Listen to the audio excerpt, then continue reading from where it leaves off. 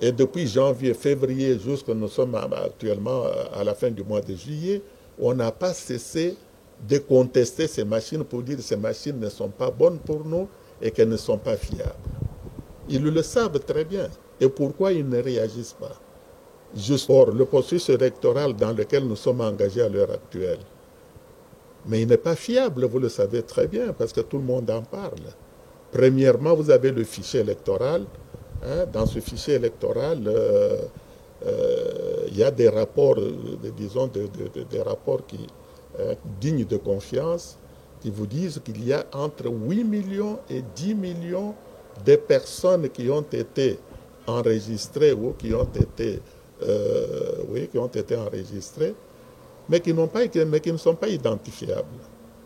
Ce grand problème, évidemment, des machines à voter, hein, ces machines à voter, évidemment, qui sont très, très contestées et par la population et par les choses, les partis politiques. Parce que ces machines à voter, vous le savez très bien, n'inspirent confiance absolument à personne. Pour plusieurs raisons d'abord. Hein. La première raison, c'est que ceux qui ont déjà utilisé ces machines, comme en Argentine, comme en France, comme dans d'autres pays, vous avouent que ces machines ne sont pas fiables, qu'on ne peut pas leur faire confiance. La population devient de plus en plus malheureuse, de plus en plus pauvre, et on voit que les richesses du pays sont pillées de manière systématique. Déjà dans la capitale, Kinshasa, qui est la capitale de la République, eh ben, même la fourniture d'électricité, je ne sais pas si dans les quartiers populaires, n'est-ce pas, de la ville, vous pouvez avoir un service électrique de la SNEL continu pendant une semaine ou 2 semaines. Les coupures, c'est pratiquement tous les jours. L'eau potable, mais où est-ce que vous trouvez de l'eau potable? L'eau potable, la régie des eaux, exactement la même chose. Il y a des coupures à tout moment.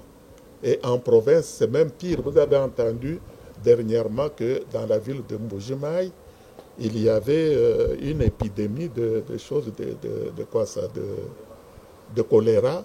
Mais vous savez très bien que le choléra provient du manque d'hygiène et surtout du manque de l'eau potable qui est mise à la disposition des populations. Fidèle internaute de Congo Réalité Vision, bienvenue à ces nouveaux numéros. Merci pour votre fidélité et merci pour votre confiance que vous accordez sur votre chaîne pour suivre votre différentes émissions qui fait pour vous les actualités politiques. Et cet après-midi, j'ai le plaisir d'être en face de vous pour vous présenter cette émission que je vais recevoir pour vous l'honorable Alexis Moutanda. Et le cadre de l'IDPES, c'est avec lui que nous allons entretenir. Honorable, bonjour. Oui, bonjour. Comment vous allez? Oui, ça va très bien. Oui, ça va très bien. Honorable, la semaine passée, c'était le 19 juillet, si je ne me trompe pas, le chef de l'État avait fait le discours de l'État de la Nation. Moi, j'aimerais que vous puissiez faire une petite lecture par rapport au bilan, parce qu'il a brossé son bilan de 2001 jusqu'à 2018. Je ne sais pas si vous pouvez brosser ce bilan. Ce bilan, c'est positif ou négatif? Si vous pouvez faire une lecture là-dessus. Oui, je m'excuse évidemment auprès de vos téléspectateurs ou bien de ceux qui nous écoutent, hein, parce que j'ai suivi très attentivement le bilan du président tel qu'il l'a présenté le 19 juillet. Et je peux vous dire que je suis resté vraiment sur ma soif. D'une certaine manière, j'étais même très déçu parce que, en fin de compte, je ne me suis pas retrouvé évidemment dans le discours de M. Kabila.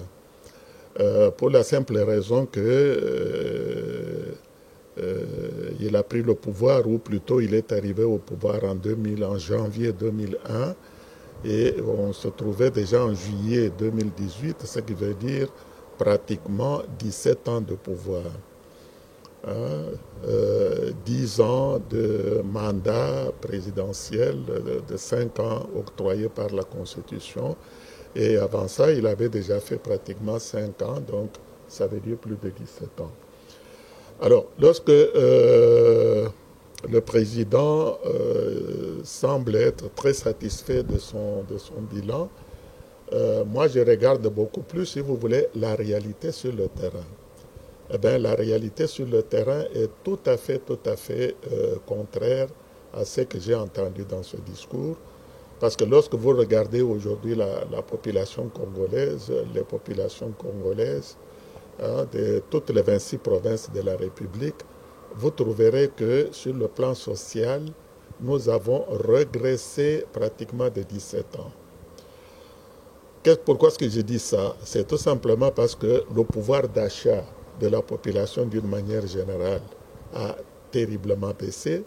Aujourd'hui, vous pouvez avoir 5 000, 10 000 francs, mais vous ne pouvez pas survivre avec, disons, cet argent-là.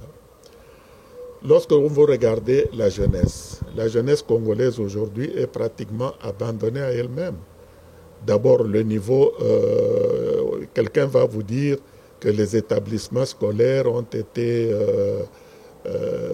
multipliés, etc. C'est très vrai. Mais ce qui compte, c'est la quantité ou c'est la qualité? Parce que si vous constatez aujourd'hui le niveau scolaire de nos enfants qui terminent la licence ou qui terminent le graduat, eh bien, vous allez constater à l'œil nu que le niveau a terriblement diminué. Et ces jeunes gens, lorsqu'ils terminent leurs études, ils ne trouvent pas du travail. Ils vont tout simplement rejoindre, disons, la classe des choses des chômeurs, de telle manière qu'ils viennent grossir le nombre de chômeurs que nous avons déjà dans le pays. Et alors ces enfants, évidemment, puisqu'ils n'ont rien à faire, ils n'ont pas de travail, personne ne s'occupe d'eux, eh bien, ils vont tourner en rond et c'est comme ça que le nombre de Koluna dans nos cités, dans nos milieux ruraux, eh bien, le nombre de Koluna a également augmenté terriblement.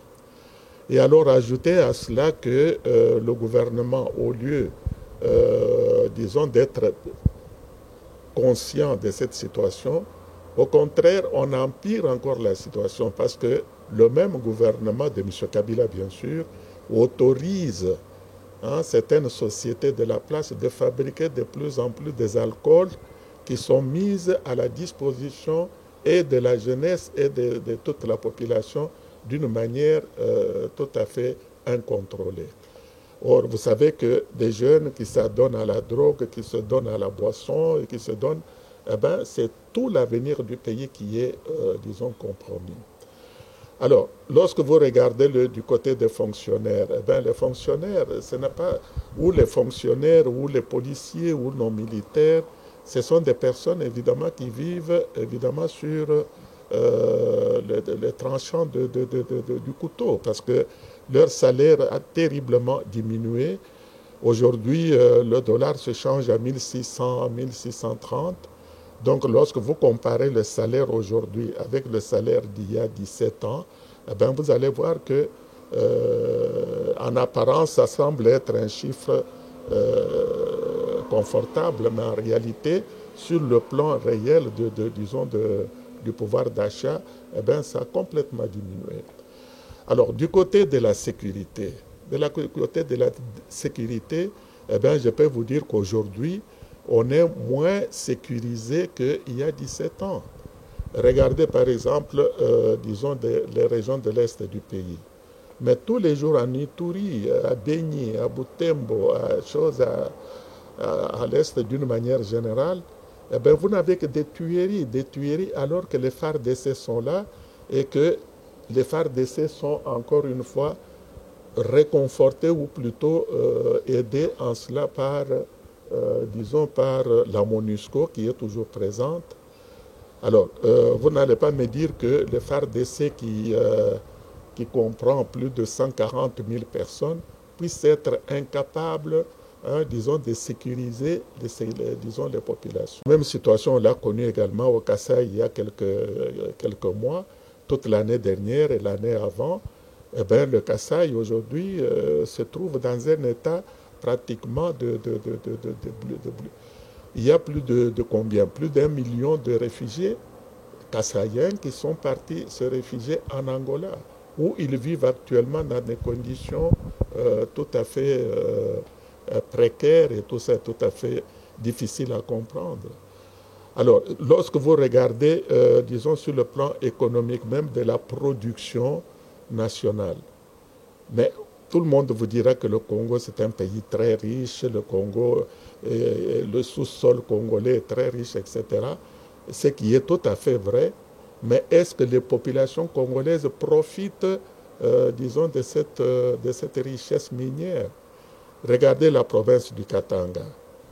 En 2000, il y avait une seule société qui s'appelait la GECAMINE, qui gérait évidemment les choses, les mines au Katanga. Et ils avaient bien planifié, disons, les concessions sur lesquelles ils pouvaient travailler. Aujourd'hui, où nous parlons au Katanga, eh ben, il y a plus de 500 sociétés minières qui exploitent et le cuivre, et le cobalt, et le zinc, et le manganèse, etc. De manière tout à fait... Alors, est-ce que c'est du pillage économique ou c'est vraiment du développement? Puisque toutes ces sociétés, si le gouvernement recevait, si vous voulez, de ces différentes sociétés, les impôts qu'il fallait, les taxes qu'il fallait, etc., eh bien, la population n'allait pas connaître, disons, cette situation de misère généralisée que nous connaissons aujourd'hui. Pour ce qui est toujours même le président parlait de l'unité nationale, tout ça c'est très bien. Mais pourquoi est-ce qu'il y a le verbe balkaniser qui est entré dans le parler des Congolais? C'est tout simplement parce qu'il y a un véritable danger de balkanisation du pays. D'ailleurs, vous comprenez qu'avec ce qui se passe à l'est du pays, ce qui se passe dans la province orientale, vous avez tout un territoire de Ango qui est occupé par des éleveurs qui viennent du Soudan, qui viennent de Centrafrique, etc., et qui occupent aujourd'hui des territoires très importants comme le territoire de Ango, hein, un territoire où il y a le diamant, où il y a beaucoup de minéraux, etc. Et puis ensuite, vous avez même nos richesses comme le pétrole qui se trouve dans le lac Albert qui est entre l'Ouganda et le Congo. Mais on va vous dire qu'à l'heure actuelle, ce bassin pétrolier qui appartient aux deux pays contient plus de 5 à 6 milliards de barils. Et que depuis un certain nombre d'années, c'est l'Ouganda tout seul qui exploite ce pétrole. Et le gouvernement ougandais est même en train de construire à l'heure actuelle un pipeline géant qui va tirer, si vous voulez, le pétrole de ce lac vers un port en Tanzanie pour pouvoir l'exploiter, etc. À l'est du pays, dans la province du Kivu, nous avons le coltan. Et le coltan, vous savez que la demande du coltan aujourd'hui est au sommet parce que il intervient pour beaucoup dans la fabrication de nos GSM et tout cela. Eh bien, le coltan qui est exploité, extrait dans la province du Kivu, traverse la frontière et est commercialisé par le Rwanda qui ne produit absolument même pas 1 kilo de coltan. Alors, tout cela, on est satisfait du bilan alors que la population devient de plus en plus malheureuse, de plus en plus pauvre, et on voit que les richesses du pays sont pillées de manière systématique. Déjà dans la capitale, Kinshasa, qui est la capitale de la République, eh bien, même la fourniture d'électricité, je ne sais pas si dans les quartiers populaires, n'est-ce pas, de la ville, vous pouvez avoir un service électrique de la SNEL continue pendant une semaine ou 2 semaines. Les coupures, c'est pratiquement tous les jours. L'eau potable, mais où est-ce que vous trouvez de l'eau potable? L'eau potable, la régie des eaux, exactement la même chose. Il y a des coupures à tout moment. Et en province, c'est même pire. Vous avez entendu dernièrement que dans la ville de Mbuji-Mayi, il y avait une épidémie de choses, de quoi ça, de choléra. Mais vous savez très bien que le choléra provient du manque d'hygiène et surtout du manque de l'eau potable qui est mise à la disposition des populations. Parce que la régie des eaux n'existe plus, les gens sont obligés d'aller s'approvisionner dans les rivières et quand vous vous approvisionnez dans les rivières, finalement, vous buvez n'importe quelle eau. Alors tout ça, ça fait partie du bilan. Lorsque, en 2000, est-ce qu'on était dans cette situation et comparé avec ce que nous vivons aujourd'hui, eh bien moi je peux vous dire qu'on a régressé pratiquement de 20 ans. Parce que ce qu'on vivait en l'an 2000, eh bien, par rapport à ce que nous vivons aujourd'hui, eh bien, je peux moi vous dire que j'ai vécu en Bujimaï, je connais un peu la situation de cette population lorsque l'Amiba était, disons, en pleine croissance et en pleine exploitation. Eh bien, la population, disons, vivait tant bien que mal. Mais aujourd'hui, c'est le désarroi, c'est vraiment, si vous voulez, la véritable catastrophe. Donc, il y a les populations congolaises de manière générale qui, aujourd'hui, vivent 10 fois moins que ce qu'ils pouvaient, disons, espérer il y a 20 ans. Alors, on ne va pas me dire qu'on a fait ceci, on a fait cela, lorsque le résultat global est ce qu'il est. Regardez même les sociétés d'État comme l'ONATRA, comme la SNCC. La SNCC au départ, même à la fin du régime de Mobutu. Mais la SNCC desservait, si vous voulez, la province du Katanga, le Kasaï et jusqu'au port de Ilebo.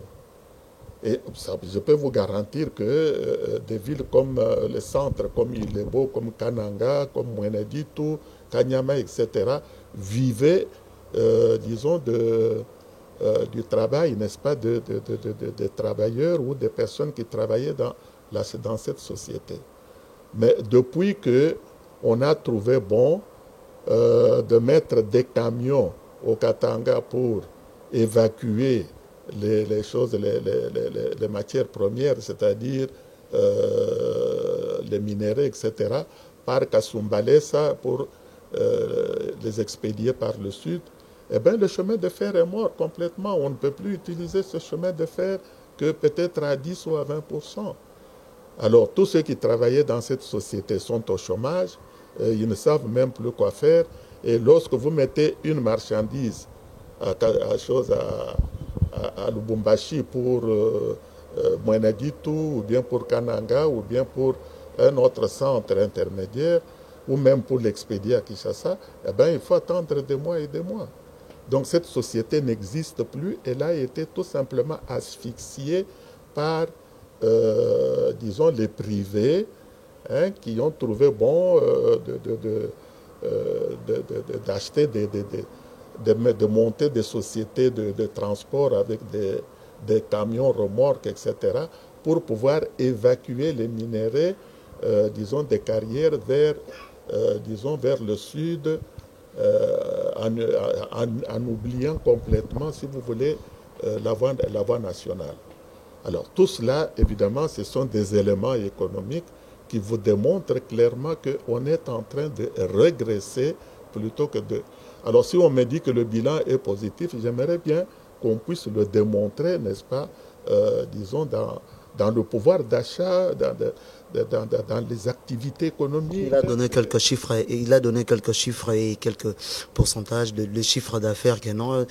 Il est allé plus loin de dire même que non, l'armée, 10e armée en Afrique.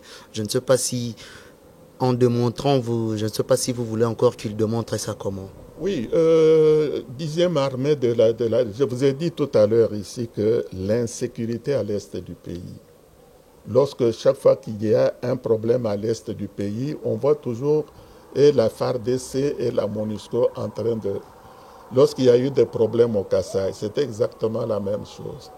Et je vais également vous rappeler qu'un pays qui réellement a les moyens d'assurer la sécurité des biens et des personnes, eh bien, ce pays-là ou ce gouvernement ne peut pas avoir besoin, évidemment, de l'aide étrangère en sa matière. Chez nous, vous avez la MONUSCO qui est là depuis 2003. Et depuis 2003 jusqu'à aujourd'hui, nous sommes en 2018, ça fait 15 ans que les Nations Unies, ou plutôt le Conseil de sécurité, a autorisé la MONUSCO à continuer à œuvrer, si vous voulez, sur le, disons, en République démocratique du Congo pour assurer la sécurité des personnes et des biens. Et vous savez que la MONUSCO constitue évidemment un des groupes les plus importants des Nations Unies dans le monde en ce qui concerne l'aide apportée à une armée nationale.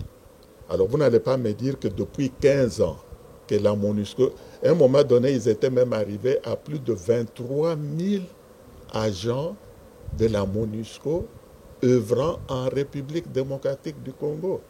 Et vous pouvez vous imaginer, c'est que une organisation aussi importante peut coûter à la communauté internationale. Et tout cela pour faire quoi? Eh bien, pour assurer la sécurité des personnes, assurer la sécurité du territoire national, alors que les FARDC existent, elles sont là, etc.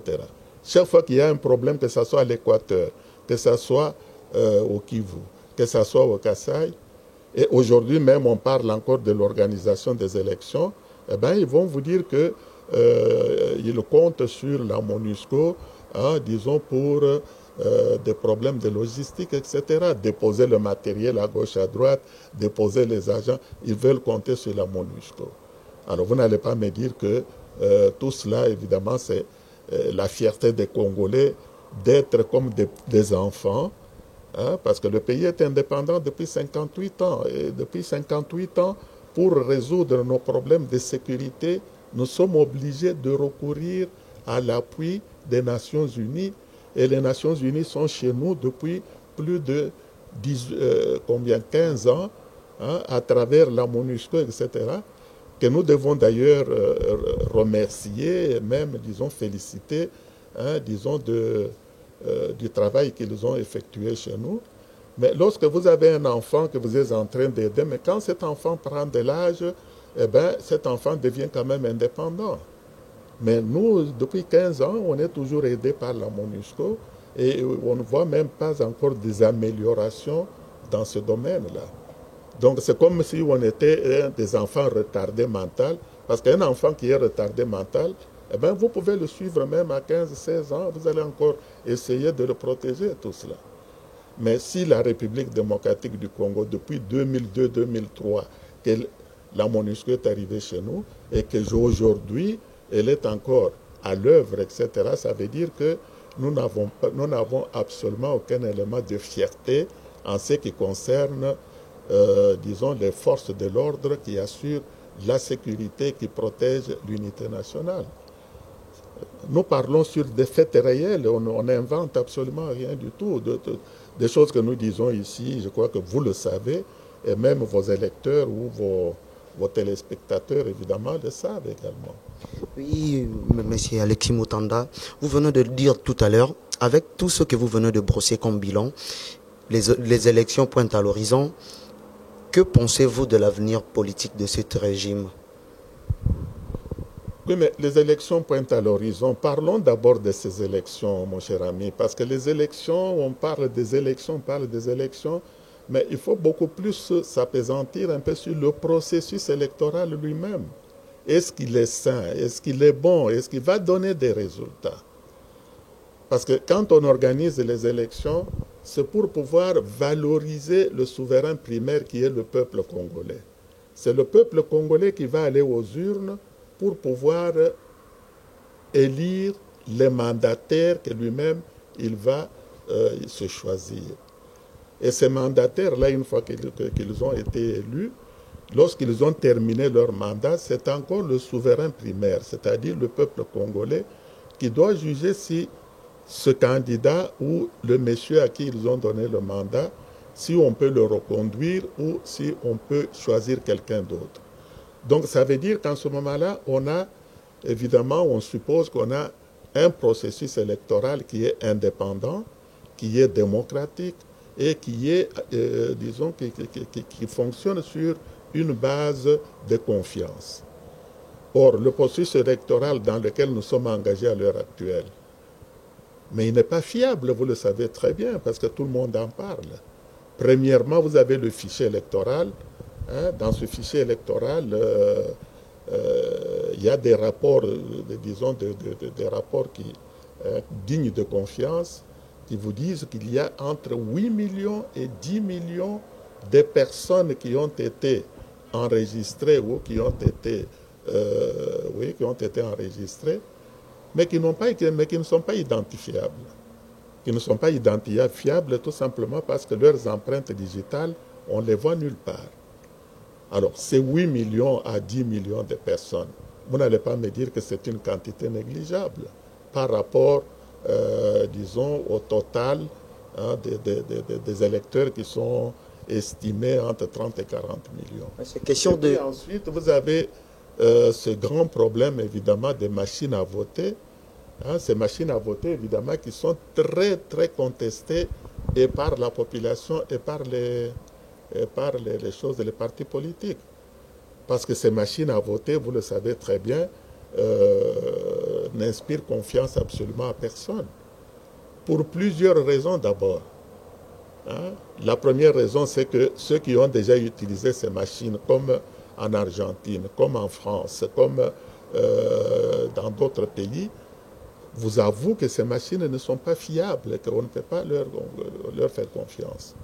Deuxièmement, vous savez également très bien que le 23 décembre, lorsque vous vous trouvez devant ces machines, qui sont d'ailleurs des machines électroniques, vous allez être appelé à voter pour un député provincial. Lorsque vous terminez, vous devez aller pour voter un député national, donc les législatives. Et lorsque vous terminez, vous devez aller vers le vote du président ou plutôt du candidat présidentiel, donc à la présidentielle. Donc ça veut dire que vous avez 3 fonctions lorsque vous vous trouvez devant ces machines. Et lorsque vous avez des machines aussi sophistiquées, aussi, comme on le dit, électroniques et tout cela, eh bien, quelle est la portion de notre population qui peut réellement dire devant ces machines qu'il possède la connaissance et la capacité, si vous voulez, de choisir. Et lorsque vous avez choisi une personne bien déterminée, est-ce que vraiment cette personne, c'est cette personne qui va se trouver, si vous voulez, dans le ventre de cette machine, parce qu'elle est électronique, elle est automatique. Dès que vous poussez le bouton, il envoie la donnée dans la mémoire. Et il n'y a que ceux qui gèrent cette mémoire là-bas qui savent exactement ce qui arrive. La CENI pense qu'avec le SEI qu'ils ont lancé avec la machine à voter, tout a marché.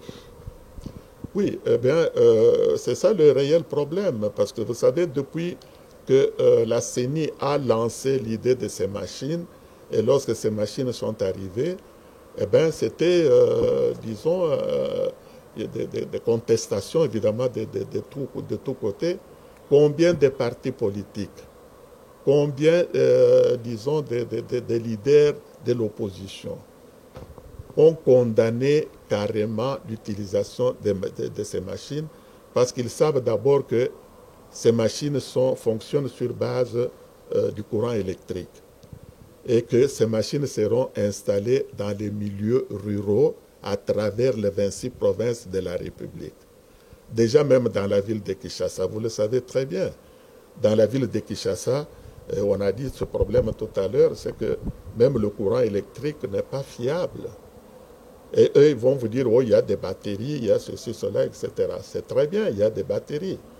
Mais vous savez aussi que les batteries ont une durée de vie tout à fait limitée. Si c'est 8 heures ou 10 heures, très bien, disons même 12 heures, 15 heures.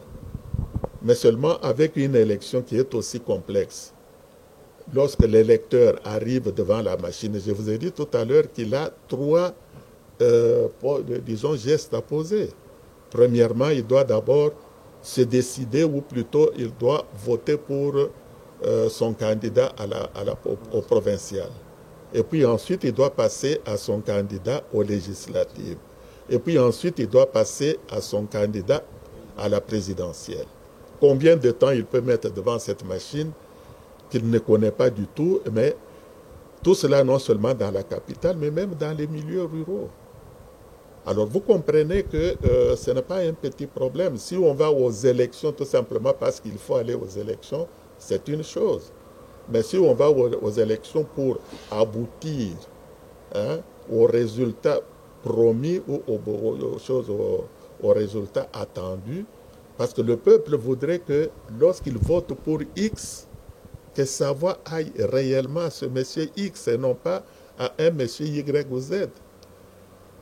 Or, avec ces machines à voter, je vous assure que les informaticiens ont un très grand rôle à jouer là-dedans, parce que c'est eux qui font les programmes, c'est eux qui gèrent un peu ces machines.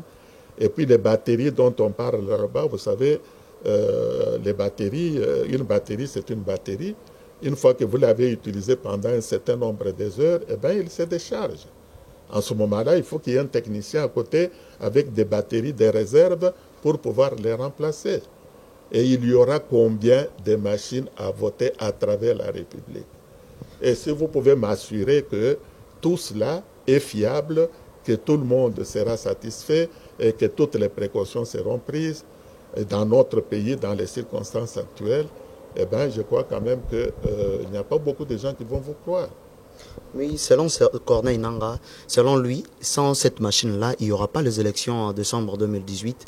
Mais si nous regardons bien, on est fixé vers les élections, vers le mois de décembre 2018. Acceptons d'aller aux élections, peut-être avec sa machine à voter, selon parce que lui dit que la CENI est indépendante. Sans machine à voter, il n'y aura pas les élections au mois de décembre 2018. Que pensez-vous là-dessus? Que pensez-vous avec cette réflexion? Oui, mais vous savez, moi je ne suis pas étonné. Ce n'est pas la première fois que la CENI se comporte de cette manière-là. En 2006, c'était toujours la CI. En 2000, c'était la CI, mais c'est la même organisation. Avec la CI, vous savez très bien comment on a abouti, n'est-ce pas, au deuxième tour, au deuxième scrutin de la présidentielle. On a vu le président Jean-Pierre Mbemba qui a protesté violemment, etc. Et on s'est trouvé dans la rue ici avec deux armées, la milice de Mbemba contre les troupes gouvernementales. Pourquoi? Parce que les résultats étaient contestés, parce que justement la CI n'avait pas joué son rôle. En 2011, je vous renvoie au rapport de 2011 de tous les observateurs internationaux qui sont venus chez nous. Vous avez le Centre Carter qui a fait un rapport qui a reconnu que ces élections étaient entachées de beaucoup d'irrégularités. Vous avez l'Église catholique, vous avez les observateurs belges qui étaient venus, qui ont fait même des rapports à leur Sénat. Vous avez des observateurs, tout le monde était arrivé à la conclusion qu'il y avait une fraude massive et qu'il y avait des irrégularités inacceptables. C'était en 2011. Et c'était toujours la même CENI. Aujourd'hui, la CENI vous met devant un fait accompli. Parce que ces machines sont arrivées, je crois, si je ne m'abuse, à la fin de l'année passée. Et depuis de novembre, décembre de l'année passée, on n'a pas cessé de contester ces machines à voter. Depuis novembre, décembre de l'année passée. Et depuis janvier, février, jusqu'à nous sommes actuellement à la fin du mois de juillet, on n'a pas cessé de contester ces machines pour dire que ces machines ne sont pas bonnes pour nous et qu'elles ne sont pas fiables. Ils le savent très bien.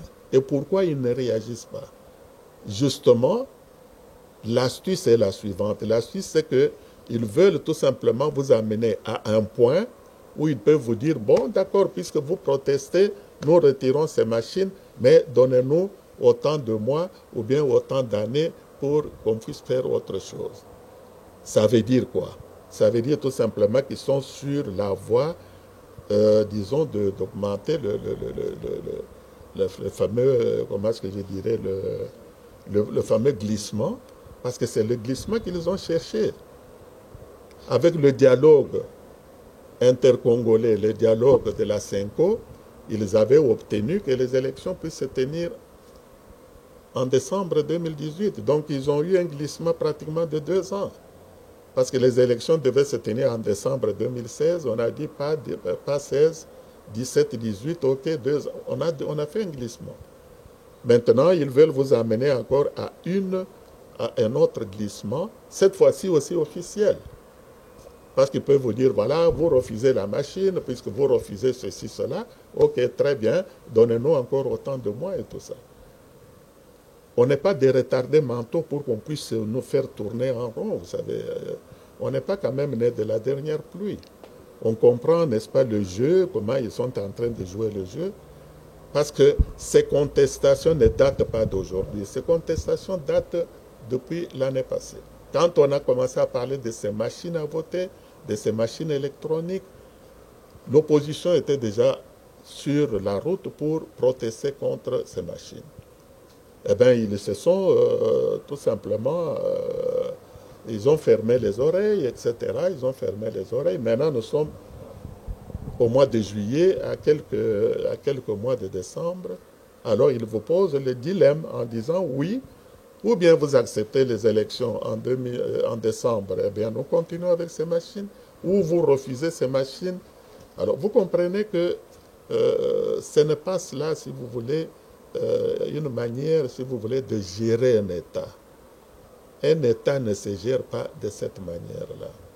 Ou alors on est tous comme des enfants sur le sable en train de jouer, ou bien nous nous préoccupons de l'avenir de cette nation, de ce peuple qui est un peuple... parce que 100 millions de personnes, c'est quand même pas un peuple négligeable. Et la République démocratique du Congo joue un rôle important au centre de l'Afrique. Et il peut jouer aussi un rôle très important dans le concert des nations. Ce n'est pas un peuple négligeable. Mais ce qu'on est en train de vivre, c'est comme si on est en train de tout vulgariser, on est en train de tout simplifier, on est en train de réduire le peuple congolais vraiment à la chosification.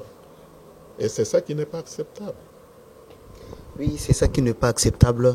Honorable, si vous êtes demandé de donner une piste de solution, d'organiser les élections aux dates prévues, mais sans la machine à voter, quelle sera votre proposition? Oui, mais on est dans un dilemme. Je vous dis qu'on est dans un dilemme aujourd'hui où on va aux élections pour arriver évidemment à des résultats inacceptables parce qu'il y aura tellement de contestations, il y aura tellement de réactions, il y aura tellement et ça peut même créer, si vous voulez, des réactions imprévisibles. Parce que les gens ne vont pas se retrouver dans les résultats. Alors, si on veut aller aux élections pour arriver à ces résultats-là, c'est une chose. Mais une autre possibilité est évidemment de considérer. Donc, tout ça, ça doit être une analyse qui doit être faite avec beaucoup de responsabilités, avec beaucoup d'esprit d'engagement, avec le véritable esprit de service pour servir cette nation et servir ce peuple. Parce qu'on ne peut pas prendre à l'heure actuelle une décision à la légère en disant, bon, qu'est-ce que vous pensez? C'est un truc maintenant qui demande vraiment beaucoup d'esprit de responsabilité. Est-ce qu'on va aux élections tout en sachant que ces élections sont bâclées parce qu'il faut respecter une date, ou bien est-ce qu'on recule la date pour que ces élections puissent... Qu'est-ce qu'il faut faire et combien il faut reculer pour que ces élections puissent être réellement fiables?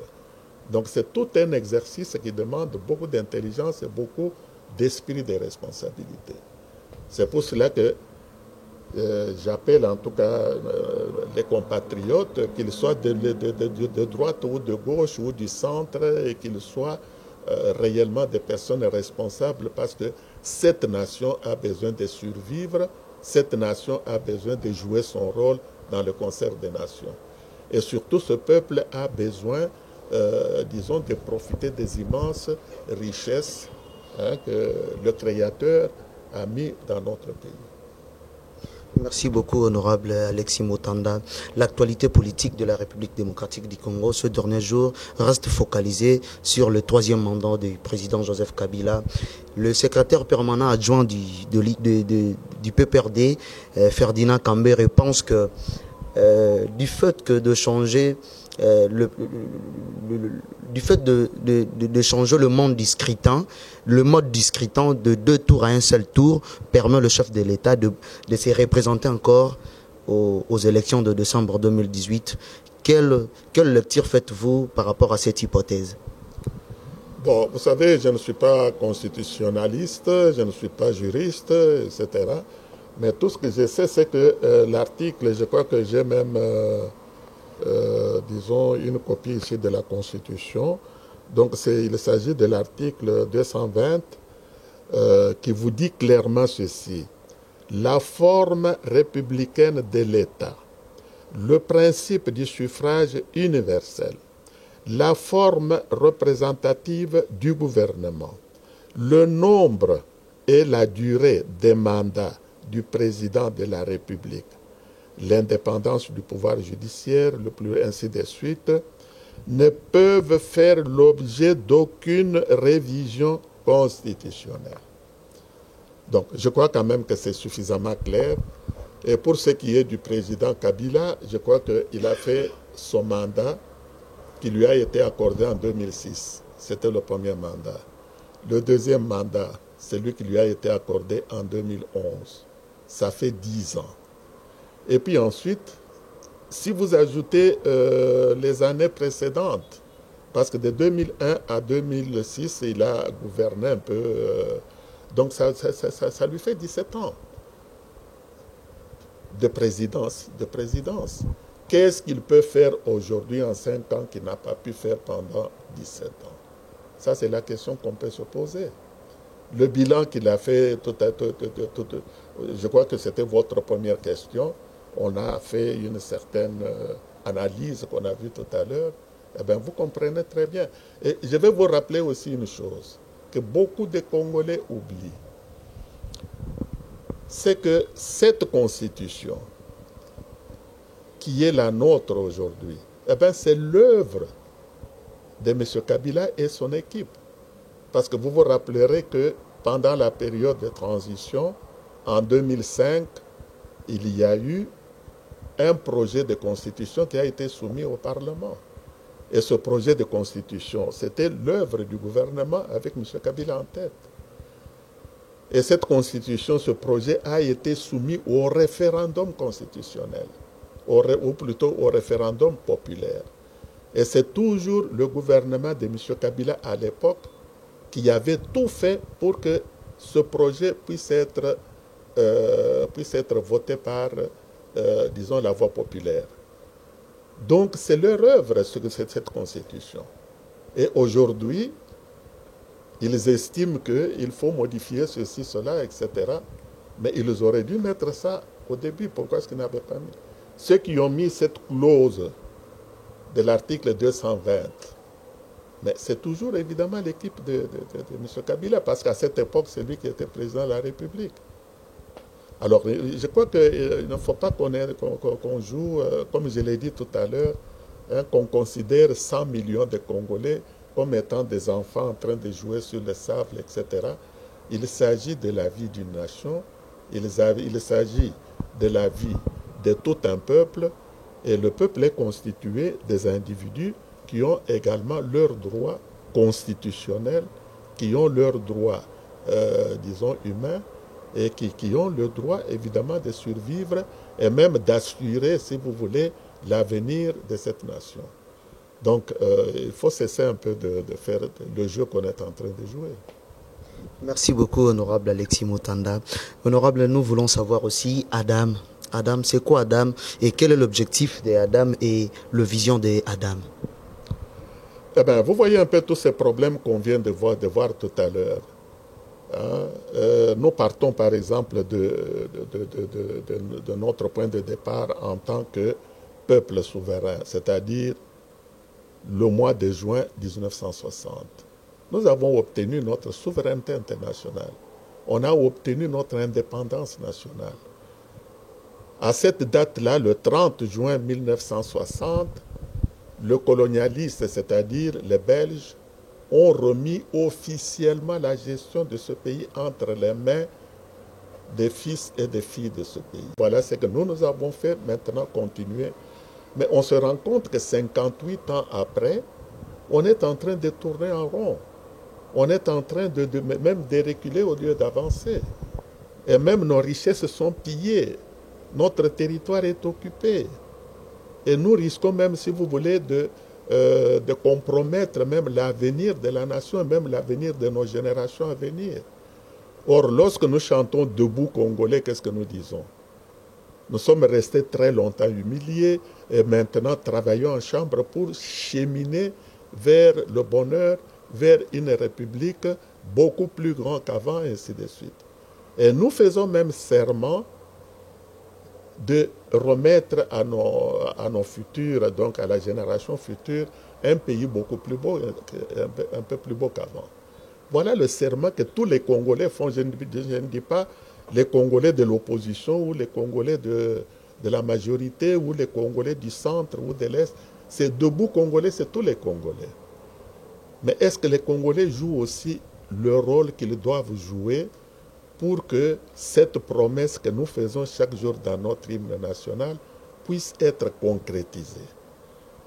Parce que c'est une affaire qui concerne les Congolais et non pas quelqu'un d'autre. Nous avons des amis américains, français, belges, anglais, canadiens qui peuvent venir pour nous aider, etc. Mais le poids de la construction d'une nation, etc., repose entre les mains de ses enfants, de ses filles et de ses filles. Voilà la raison pour laquelle nous voulons que le Congolais prenne conscience de leur devoir national, qu'ils prennent conscience qu'ils sont propriétaires, les vrais propriétaires de ce pays, qu'ils prennent conscience que si demain ça va mal, ce n'est pas la faute de tel ou tel, c'est la faute de nous tous. Parce que nous sommes les fils de cette nation et le pays attend, comme le président Kennedy disait, il ne faut pas passer son temps à se demander ce que votre pays peut faire pour vous, mais vous pouvez aussi vous demander en toute conscience qu'est-ce que vous faites pour votre pays. Nous passons beaucoup de temps à nous plaindre, nous passons beaucoup de temps à critiquer les autres, nous passons beaucoup de temps à même, culpabiliser les autres, mais nous-mêmes, qu'est-ce que nous faisons en tant qu'individus, en tant que communauté, en tant que membres de telle ou telle province, etc., pour que nous allions de l'avant.